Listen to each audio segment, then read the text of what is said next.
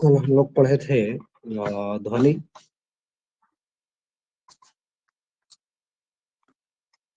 कल ध्वनि पढ़े थे। ध्वनि को आगे आज देखते हैं, तरंग को। तरंग में भी हम लोग कुछ पढ़ चुके थे। ध्वनि में पढ़े थे, ध्वनि जो है ऊर्जा का एक रूप है। ध्वनि ऊर्जा का एक रूप है।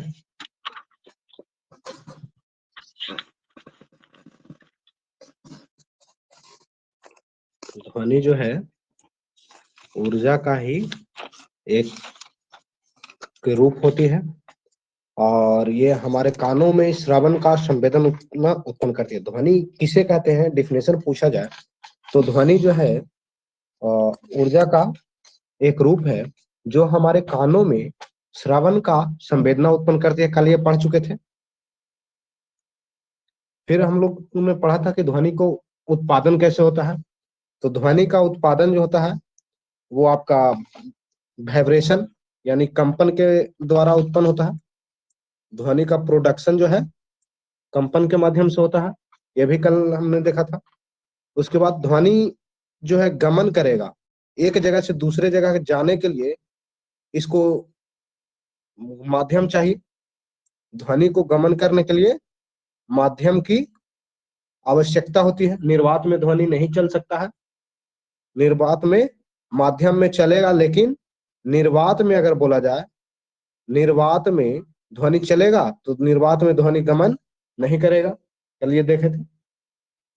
फिर ध्वनि के संचरण जो है 3 माध्यमों में होती है, तीनों माध्यम में। जैसे 3 माध्यम हम लोग केमिस्ट्री में भी, फिजिक्स में भी पढ़ते हैं।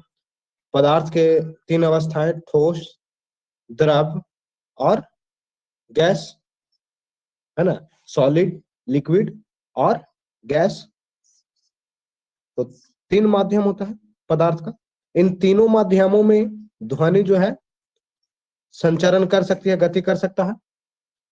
तो ठोस में सबसे ज्यादा गति होती है। ठोस में ज्यादा गति होती है। सबसे ज्यादा जो है गति ठोस में होती है। द्रव में ठोस से कम होता है और सबसे कम गति किसमें होगा, गैस में। सबसे कम गति जो है गैस में होता है। क्योंकि देखिए हम लोग जब छोटे थे तो एक काम करते थे क्या, कि रेल के पटरी पे ट्रेन को पता करने के लिए कि ट्रेन आ रही या नहीं, पता करने के लिए कान लगा के सुनते थे।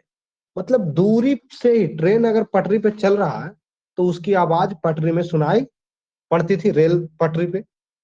तो वो बहुत ज्यादा डिस्टेंस से हमको आवाज सुनाई पड़ रही है रेल के पटरी पे, वो ठोस है।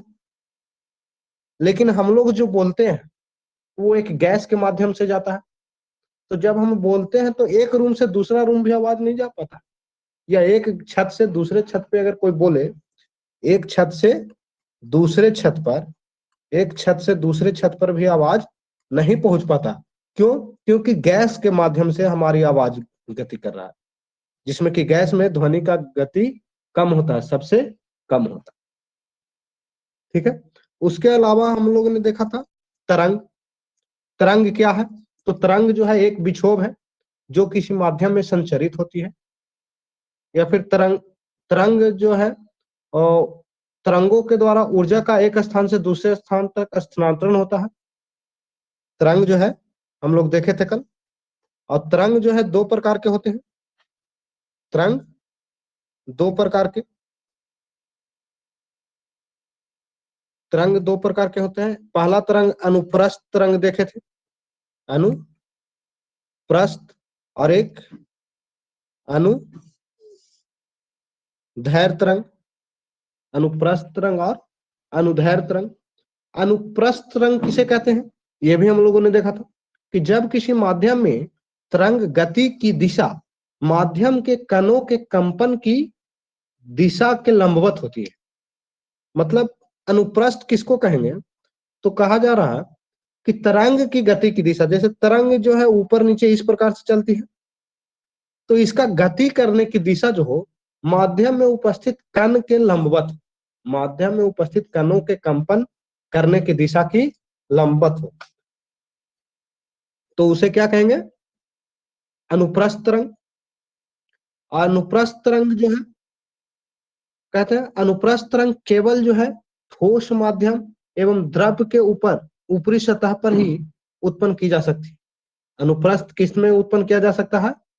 ठोस और द्रव के ऊपरी सतह पर ही उत्पन्न किया जा सकता है। जैसे कोई आदमी अगर पानी में ईट फेंकता है, एक पत्थर फेंक देता है, यहाँ पानी है और पानी में अगर कोई एक पत्थर फेंकता है, तो जो व्यक्ति ऊपर बैठा हुआ होता है वो आवाज पानी में ईट जाने की सुनता है, लेकिन जो पानी के अंदर गोता लगाए हुए है उसको किसी प्रकार का कोई आवाज नहीं पता चलता। रीजन है, तो अनुप्रस्थ तरंग जो है ठोस में गमन करता है, कहाँ जा चलता है? सॉलिड में चल सकता है। और दूसरा कहाँ चलेगा? अनुप्रस्थ तरंग कहाँ चलेगा? लिक्विड में चलेगा, द्रव में। ठोस और द्रव में अनुप्रस्थ तरंगे चल सकती है। अब इसमें अनुप्रस्थ तरंग में जो होती है, अनुप्रस्थ तरंग में एक शीर्ष और एक गर्त होता है। अनुप्रस्थ तरंग में एक शीर्ष और एक गर्त होता है। तो शीर्ष किसको कहेंगे, गर्त किसे कहेंगे? तो अनुप्रस्थ तरंगे इस प्रकार से चल सकती है। माध्यम के कण जो है उसके गमन करने की दिशा के लंबवत। माध्यम के कण जो, अगर ये मान लीजिए माध्यम के कण है, माध्यम के कण अगर इस ओर जा रहे हैं तो तरंग कहाँ जाएगा? इसके ऊपर की ओर, इस प्रकार से। तो इसे क्या कहेंगे? माध्यम का कण इधर जा रहा हो, ये आपका जो है ये रेड वाला लाइट, ये माध्यम का कण जो है गति करेगा। जैसे यहां पर से हम अगर इसको धक्का मारेंगे तो ये आगे बढ़ेगा, लेकिन यहाँ पर जो है ध्वनि जो है ऊपर की ओर जाएगा, तो ये लंबवत हो गया, माध्यम के कण के लंबवत गमन करेगा, तो इसे अनुप्रस्थ कहेंगे। लेकिन अनुप्रस्थ तरंग में भी एक शीर्ष और एक गर्त होते हैं। एक शीर्ष और एक गर्त को तरंगदैर्घ्य कहते हैं, या एक शीर्ष से दूसरे शीर्ष के बीच की दूरी को तरंगदैर्घ्य कहते हैं। देखिए, तो शीर्ष किसे कहेंगे? तो जो गड्ढा वाला भाग होगा, गड्ढा वाला भाग, इस भाग को हम लोग गर्त कहते हैं, और ऊपर उठे हुए भाग को श्रृंग कहते हैं या फिर शीर्ष कहते हैं। ठीक है, इसे श्रृंग भी कहते हैं, शीर्ष भी कहते हैं, इंग्लिश में इसे क्रेस्ट कहते हैं, और ये नीचे वाली भाग को गर्त कहते हैं। ठीक है, तो श्रृंग किसे कहेंगे? तो जब अनुप्रस्थ तरंग किसी माध्यम में गमन करती है तो उसकी आकृति में कुछ परिवर्तन आता है। जब अनुप्रस्थ तरंग किसी माध्यम में गति करती है तो उसके आकृति में कुछ परिवर्तन आता है, और कुछ स्थानों पर माध्यम के कण माध्य स्थिति से ऊपर उठ जाती है। कुछ स्थानों पे जैसे देखिए, यहाँ उठा हुआ है, यहाँ उठा हुआ है, यहाँ ऊपर है, यहाँ ऊपर है, तो ये ऊपर उठा हुआ है, तो कुछ स्थानों पर ऊपर उठ जाती है, तो इस माध्य बिंदु को ही श्रृंग कहा जाता है। माध्य स्थिति से ऊपर उच्चतम बिंदु को श्रृंग कहते हैं। जब अनुप्रस्थ तरंग किसी माध्यम में गमन करती है तो उसकी आकृति, जैसे ये इस माध्यम में ये तो गमन कर रहा है, और गमन करते हुए इसके आकृति में कुछ परिवर्तन आता है। ये परिवर्तन में देखा जाता है क्या, कि कुछ स्थानों पर अपने माध्य स्थिति, मतलब बीच वाला स्थिति से थोड़ा सा ऊपर उठ जाए या थोड़ा नीचे चला जाए।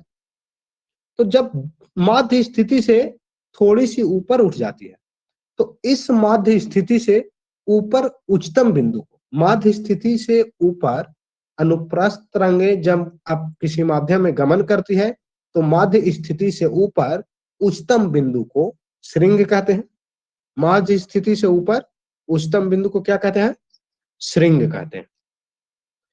उसके बाद गर्त किसे कहेंगे?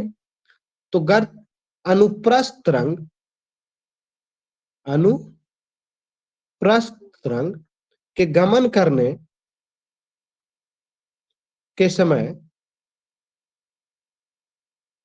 अनुप्रस्थ तरंग के गमन करने के समय माध्यम के कुछ कण, माध्यम के कुछ कणों की स्थिति अपने माध्य स्थिति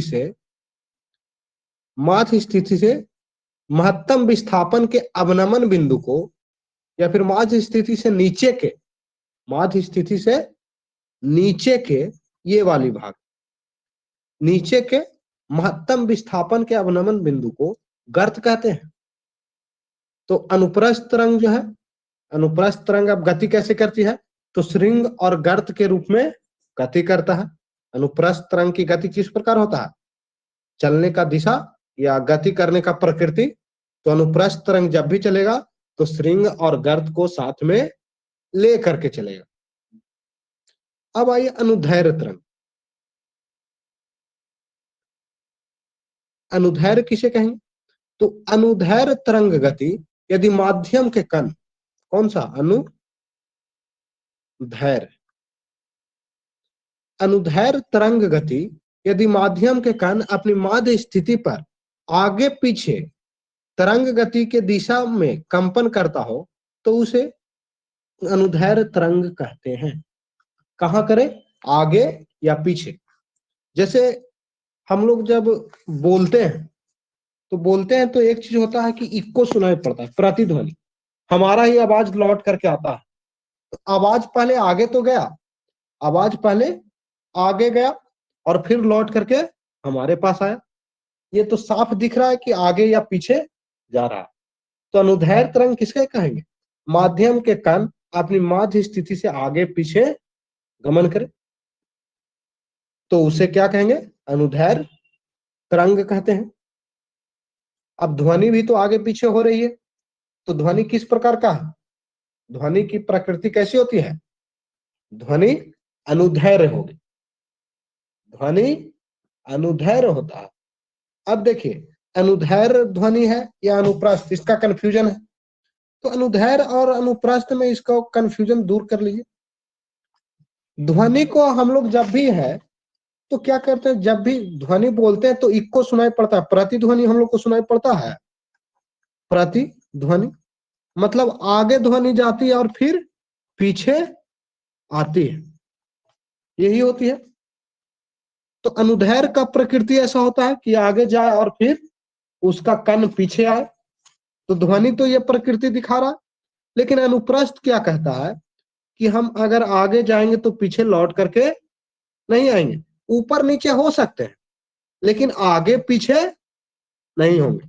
अब देखिए, टॉर्च का जब लाइट जलता है तो क्या होता है? टॉर्च का लाइट ये निकल रही है, तो ये इस वस्तु पे अगर पड़ रहा है तो इसका कुछ भाग ऊपर से निकल करके आगे जाती है ना।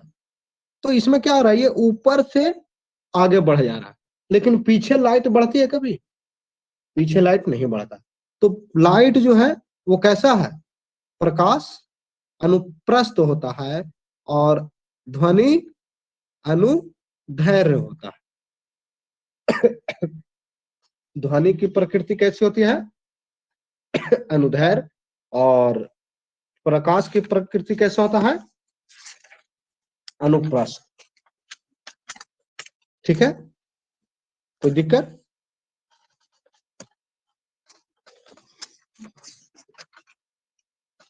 अब हम लोग देखते हैं ध्वनि जैसे अनुप्रस्थ जो है एक श्रृंग और एक गर्त को लेकर के साथ में चलता था, उसी प्रकार से अनुदैर्घ्य भी कुछ लेकर के चलेगा। तो स्प्रिंग देखें, स्प्रिंग को क्या करते हैं? ये सिकुड़ा देते हैं हम लोग, बहुत ज्यादा उसको प्रेशर दे करके सिकुड़ा देते हैं, और उसको जब छोड़ते हैं तो वो फिर से फैल जाता है और फिर से क्या होता है? सिकुड़ जाता है। ध्वनि अब ये फैलना और सिकुड़ने के क्रम में देखिएगा क्या होता है कि स्प्रिंग से कुछ आवाज निकलती है, मतलब कंपन हो रहा है तो आवाज निकल रही है। तो ये फैलने और सिकुड़ने की घटना क्या होगा? जब सिकुड़ रहा है, स्प्रिंग को क्या कर रहे हैं, सिकुड़ा रहे हैं, तो इसे क्या कहेंगे, है पता क्या कहा जाता है, संपीड़न। क्या चीज, संपीड़न। और ये जब फैलेगा मतलब दूर दूर हो गया तो इसको कहेंगे विरलन। तो अनुदैर्ध्य जो है संपीड़न और विरलन को लेकर के चलता है, और अनुप्रस्थ जो है श्रृंग और गर्त को साथ में लेकर के चलता है। ठीक है। अनुदैर्ध्य तरंग जो है माध्यम के कण के दिशा में चलता है, लेकिन अनुप्रस्थ जो है, अनुप्रस्थ तरंग माध्यम के कण के लंबवत चलता है। माध्यम के कण से जाकर के ढाई लड़ता है, वो लड़ेगा, उसके बाद ऊपर की ओर जाए, फिर आगे जाएगा, फिर लड़ेगा। लेकिन अनुदैर्ध्य तरंग जो क्या कहता है, भाई हम तुम्हारे साथ ही चलेंगे, हम तुमसे लड़ने नहीं आए। डिफरेंस समझ में आ गया।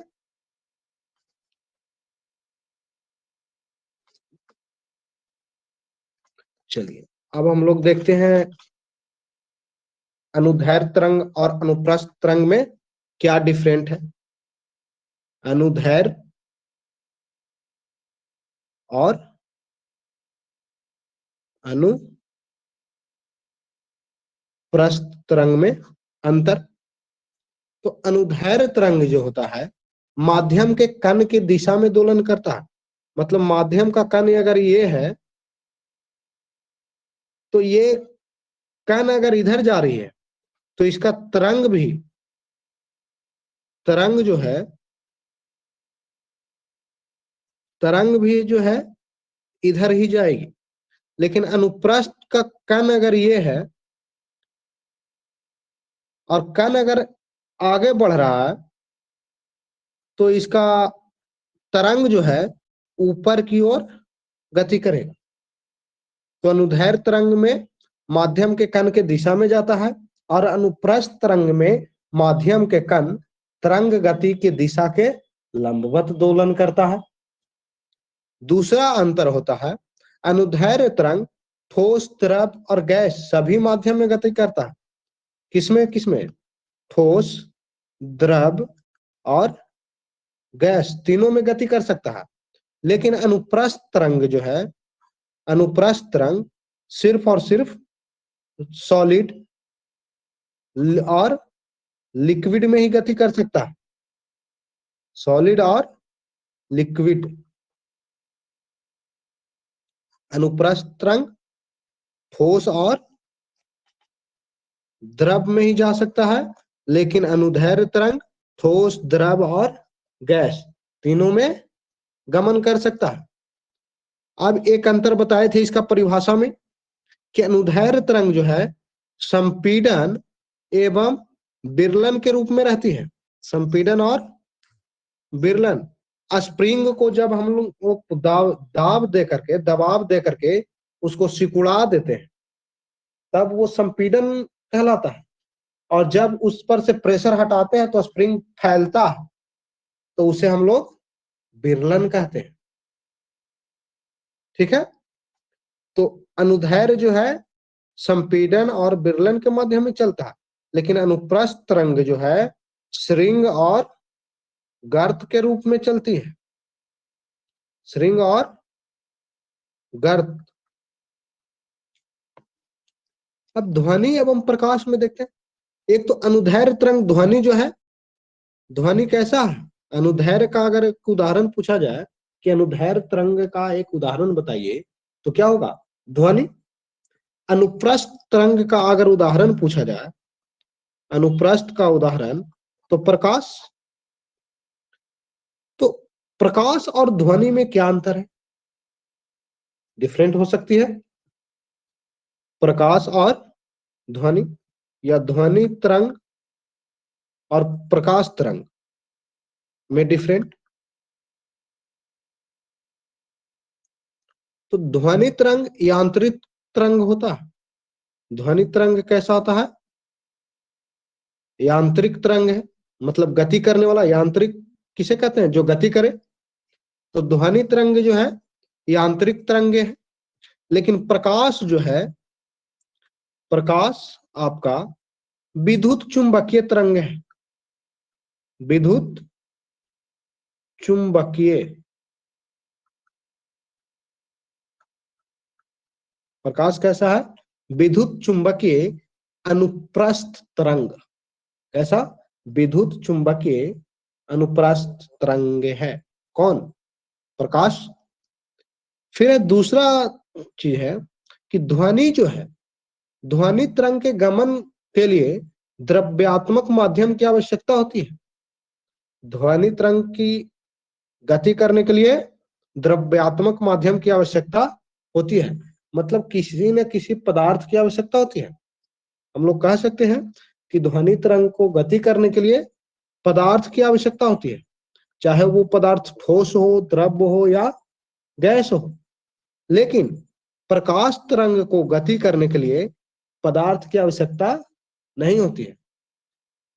इसे द्रव्यात्मक माध्यम एक को चाहिए, द्रव्यात्मक। एक देखिए, द्रव लिखाता है द्रव, और वह द्रव वो हो गया लिक्विड, और एक द्रव्य लिखाता है इस प्रकार से द्रव अथवा, और यह द्रव्य, इसका मतलब होता है पदार्थ, और ये द्रव हो गया लिक्विड। तो द्रव्य चाहिए, द्रव्यात्मक माध्यम चाहिए किसके लिए? ध्वनि तरंग के लिए। और द्रव्यात्मक माध्यम की आवश्यकता नहीं होती किसके लिए? द्रव्यात्मक माध्यम जो है अनिवार्य नहीं है, अनिवार्य नहीं है प्रकाश के लिए। तीसरा अंतर क्या है डिफरेंट? तो ध्वनि तरंग निर्वात से होकर के नहीं जाती है, ध्वनि तरंग निर्वात में नहीं जाता है, लेकिन प्रकाश जो है निर्वात में चलती है, प्रकाश निर्वात में चलती है। ध्वनि तरंग का जो वेग है, ध्वनि तरंग का वेग 344 मीटर प्रति सेकंड होता है, 344 मीटर प्रति सेकंड हवा में। ठीक है, हवा में ध्वनि तरंग का वेग 344 मीटर प्रति सेकंड होता है। लेकिन अगर प्रकाश तरंग का देखें वेग, तो ये कई गुना ज्यादा होता है। ये 3 लाख किलोमीटर प्रति सेकंड। हवा में प्रकाश का चाल कितना होता है? 3 लाख किलोमीटर प्रति सेकंड, या फिर कह सकते हैं 3 गुना 10 के पावर 8 मीटर प्रति सेकंड। ये डिफरेंट होता है। अब हम लोग देखते हैं तरंग से संबंधित कुछ शब्दों, जैसे दोलन, आवृत्ति। क्या होता है दोलन, किसे कहते हैं? तो दोलन जो है माध्यम के घनत्व, दाब के घनत्व या दाब के अधिकतम मान से न्यूनतम मान तक परिवर्तन में, और पुनः न्यूनतम मान से अधिकतम मान तक परिवर्तन में को एक दोलन कहा जाता है। दोलन किसे कहते हैं? अधिकतम मान से न्यूनतम मान परिवर्तन को दोलन कहते हैं।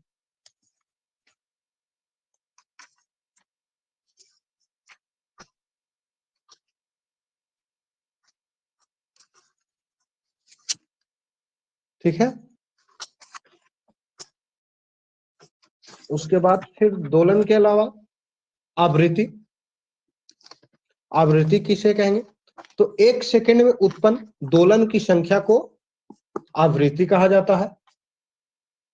दोलन कहते किसको है, पहले ये समझिए। जैसे कोई एक वस्तु को रस्सी में बांध करके हम लोग यहाँ लटकाए हुए हैं, ये अपने अधिकतम डिफरेंट कितना का वक्र बनाएगा। ये ए बिंदु है, ये बी बिंदु। तो ए बिंदु से बी बिंदु, और यहाँ ओ मान सकते हैं। तो ओ से ए की ओर, और ए से ओ की ओर, और ओ से बी की ओर, और बी से ओ की ओर आने में इस जो इसका वैल्यू होगा, इसे क्या कहेंगे? दोलन कहेंगे। ये कितने बार ए से बी, ए ओ से ए, और ए से ओ, और ओ से बी बी से ओ तक आती है, कितने बार आ रही है, इसे दोलन कहते हैं, या आने की इस क्रिया को दोलन कहते हैं। या फिर हम लोग कह सकते हैं कि किसी भी स्वतंत्र रूप से लटकी हुई या स्वतंत्र वस्तु को अपने माध्य स्थिति से, माध्य स्थिति इसका ओ हो गया, माध्य स्थिति से अपने अधिकतम विचलन स्थिति तक जाने और उस विचलन स्थिति से माध्य स्थिति में पुनः वापस आने की घटना को दोलन कहते हैं। और दोलन के बाद एक शब्द आता है आवृत्ति। आवृत्ति किसे कहते हैं? तो एक सेकंड में उत्पन्न दोलनों की संख्या। अब ये जो वस्तु लटका हुआ था, ये एक सेकंड में अपनी माध्य स्थिति से कितने बार आगे पीछे घूम जाता है, इसे हम लोग क्या कहेंगे? आवृत्ति। एक सेकंड में दोलन की संख्या को, दोलन संख्या को आवृत्ति कहते हैं। आवृत्ति का एसआई मात्रक जो है, आवृत्ति का एसआई मात्रक hz हर्ट्ज होता है।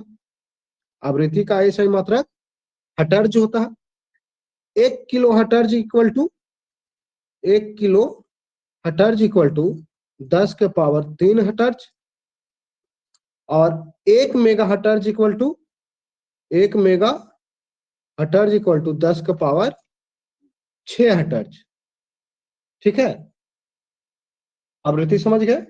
कोई दिक्कत? अब चलते हैं आवर्तकाल, देखते हैं हम लोग आवर्तकाल किसे कहते हैं।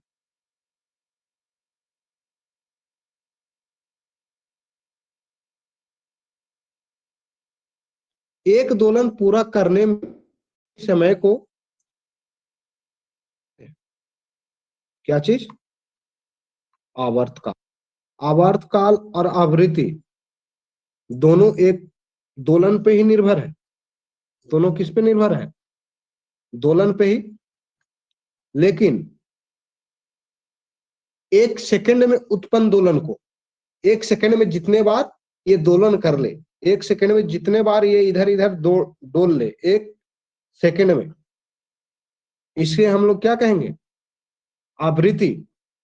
और ये एक दोलन को पूरा करने में, एक दोलन को पूरा करने में जो टाइम लगेगा, एक दोलन को पूरा करने में लगे समय को आवर्तकाल कहते हैं। ठीक है, आवर्तकाल को टी से सूचित किया जाता है, कैपिटल टी। आवर्तकाल को कैपिटल टी से सूचित किया जाता है, और दोलन को एन से, स्मॉल एन या स्मॉल एफ, और कभी कभी इसे न्यू से भी सूचित किया जाता है। ठीक है, आवृत्ति को न्यू से या एफ से, जिसे फ्रीक्वेंसी भी कहते हैं, या फिर एन से सूचित किया जाता है, और आवर्तकाल को कैपिटल टी से सूचित किया जाता है। तो आवर्तकाल और आवृत्ति में क्या संबंध है? तो आवर्तकाल और आवृत्ति में संबंध देखा जाए तो ये आवर्तकाल t इक्वल टू 1/v, ये संबंध होती है। मान लेते हैं कि किसी दोलन की आवृत्ति v हर्ट्ज है, किसी भी दोलन की आवृत्ति क्या है?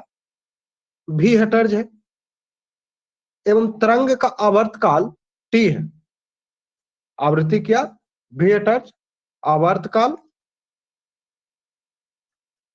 t है। तो v दोलन पूरा करने में कितना समय लगता है? आवृत्ति को पूरा करने में 1 सेकंड का समय लगता है। तो उसका आवृत्ति अगर v है, मतलब v दोलन पूरा कर रहा है वो, तो v दोलन 1 सेकंड में पूरा कर रहा है, यही ना? तो एक दोलन को पूरा करने में कितना समय लगेगा? 1/v। और आवर्तकाल किसे कहते हैं? एक दोलन को ही आवर्तकाल कहते हैं। तो 1/v इक्वल टू टी कर सकते हैं, ठीक है। अब एक टॉपिक और समझना होता है, तरंगदैर्घ्य।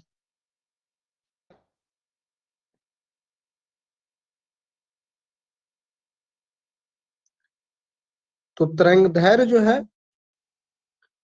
एक तो हम लोग पढ़े थे श्रृंग या फिर गर्त।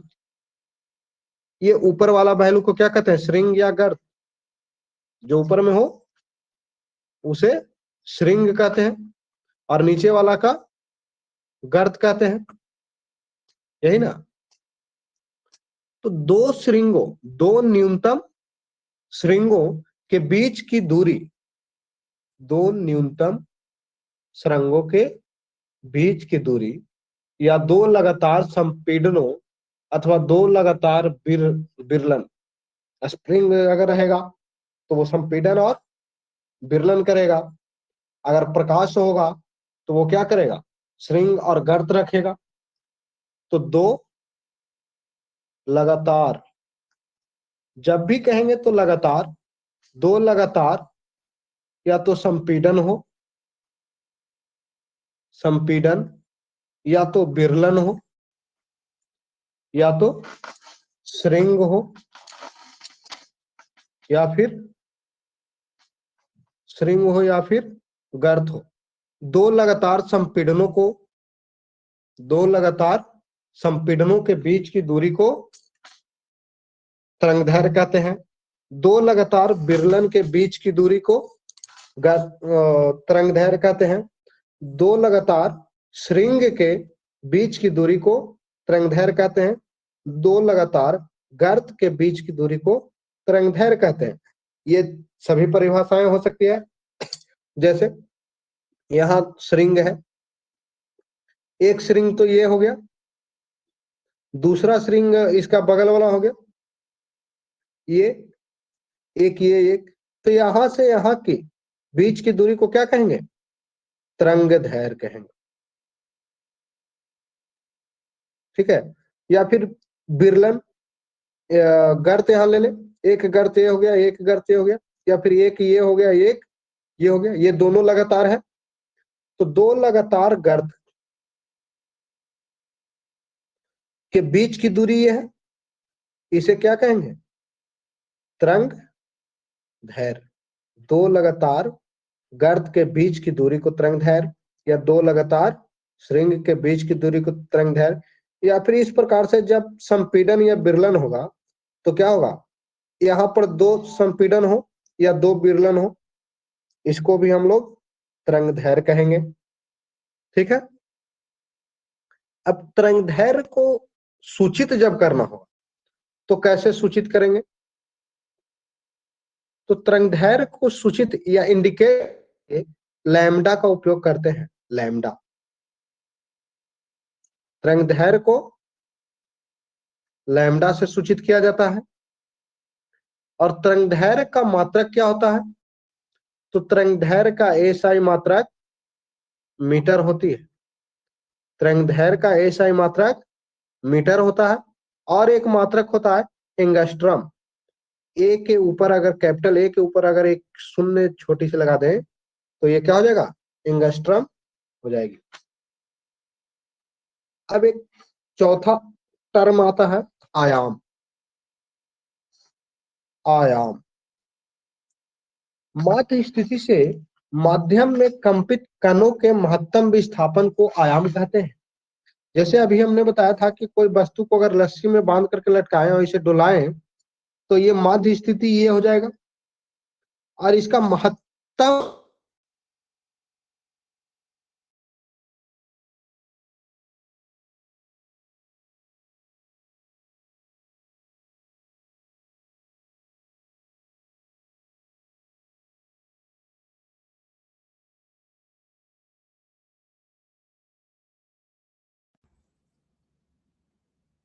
ठीक है।